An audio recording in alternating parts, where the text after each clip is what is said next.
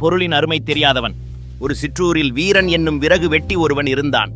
அவன் நாள்தோறும் காட்டுக்குச் சென்று விறகு வெட்டி தலையில் சுமந்து வந்து அதை விற்று வாழ்ந்து கொண்டிருந்தான். வழக்கம் போல் வீரன் காட்டுக்குச் செல்லும் போது ஏதோ நினைவில் வெகு தொலைவு சென்று விட்டான். அப்பொழுது கந்தவர்கள் இருவர் அவன் எதிரே வந்தனர். வீரனை கண்டு அவனை விசாரித்தனர். வீரன் தன்னுடைய கடின உழைப்பை கூறினான். அவனிடம் இரக்கம் கொண்டு தங்களுக்கு வேலையாளாக இருக்கும்படி கேட்டனர். வீரனும் அதற்கு சம்மதித்தான்.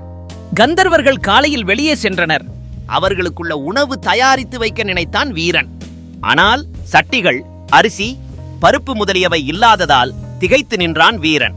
கந்தர்வர்கள் திரும்பி வந்ததும் வீரனின் திகைப்பை பார்த்து புன்முறுவலுடன் அங்கே ஒரு மூலையில் மறைத்து வைக்கப்பட்டிருந்த சட்டி ஒன்றை காட்டி, இது ஒரு அமுத சுரபி என்றனர்.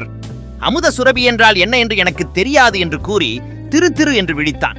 விறகு வெட்டி வீரன், நமக்கு என்ன உணவு வேண்டுமோ அதை நினைத்து சட்டியில் கையை விட்டால் சட்டியில் என்ன உணவு வேண்டுமானாலும் நிறைய கிடைக்கும் என்றனர் கந்தர்வர்கள். வீரன் அவர்கள் கூறியதை கேட்டு அதிசயப்பட்டான். அறுசுவை உணவு வேண்டும் என்று நினைத்து சட்டியில் கையை விட்டான். சுவையான அறுசுவை உணவு கிடைத்தது. மகிழ்வோடு மூவரும் உண்டனர். இப்படியாக வீரன் உழைக்காமல் உண்டு சுகமாக இருந்து வந்தான்.